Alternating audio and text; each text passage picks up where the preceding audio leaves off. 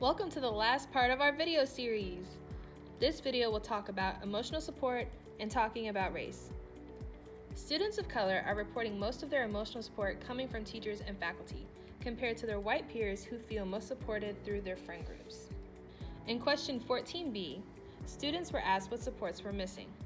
Students of color and white students both stressed more emotional support and counselor availability was the biggest need.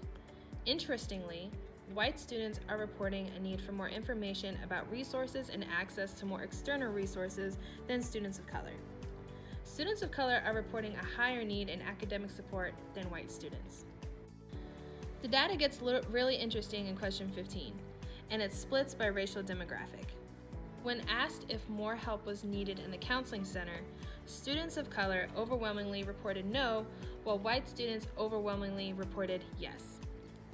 White students are reporting they need more counselors to spend time with them and talk to them compared to students of color who reported this at a much lower rate. As stated previously, white students are also reporting a need for more availability for counselors. On question 16, students were asked how they could redesign the school to include anything they would need to be successful. White students reported more mental health and emotional support services as their number one and academic support as their number two. Students of color reported their number one was split evenly between mental health and emotional support and academic support. As mentioned previously in our video about student-staff relationships, faculty and staff at Asheville High and Silsa have a significant role in the lives of our students, and particularly influential role in the lives of students of color. This reflects in our data when students reported the supports they would like to add to Asheville High and Silsa. Students of color reported they would add having more encouragement to overcome barriers, while white students reported more access to counselors. The focus of the listening project was to understand student experiences and how they may differ based on race. We asked students for their input on talking about race at Asheville High School and Silsa, and what we learned is that students are ready to talk about this important topic. When envisioning students' aspirations to speak about race, we need to understand the desire of high school students to have uncomfortable conversations regarding race. When students were asked, should teachers talk about race in class? Why or why not?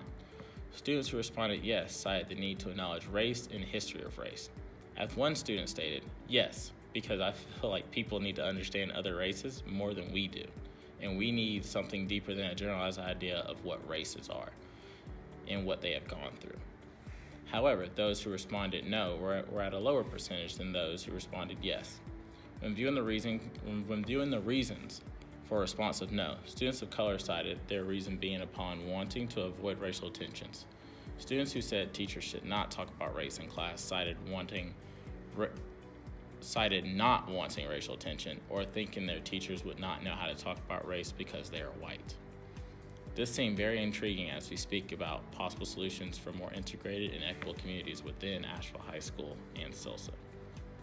The majority of students in the study suggested that adults should support the development of student interracial relationships, as we can see that 51% of white students and 47% of students of color want this change at their school. Students want adults to intentionally create interracial spaces that will help them build relationships. However, there were differences amongst students of color when compared to white students when thinking about the integration of being equitable. Students of color want to create social change in school and or community. However, more white students want more encouragement for communication and connection between races, all of which are very important towards the common goal of combating segregation within Asheville High School. For example, we need to take looks at the integration of students in social settings, such as the cafeteria, such as possible bus stops in different social interactions, or even in the classroom. We need to view who we are partnering these students with, and are those groups diverse? We as a community can be the change towards improving this segregation. A graduating senior of 2018 class said, "I think this is a very large issue with race at Asheville High.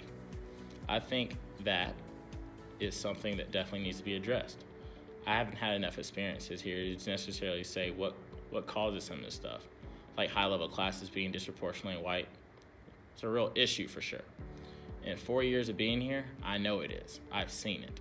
As we conclude our video series about the Listening Project, we want you as faculty to push for inclusion and acceptance amongst all students. we at the Foundation believe Asheville High School and SILSA are full of capable, diverse, and motivated agents of change. Thank you for taking the time to view these videos. Details about how you can apply for the grant to respond to this data is coming soon. We hope that you will work together to consider how we can create greater success for all students. In the grant application, collaborating with your colleagues is highly encouraged because we know that addressing race and inequity isn't easy.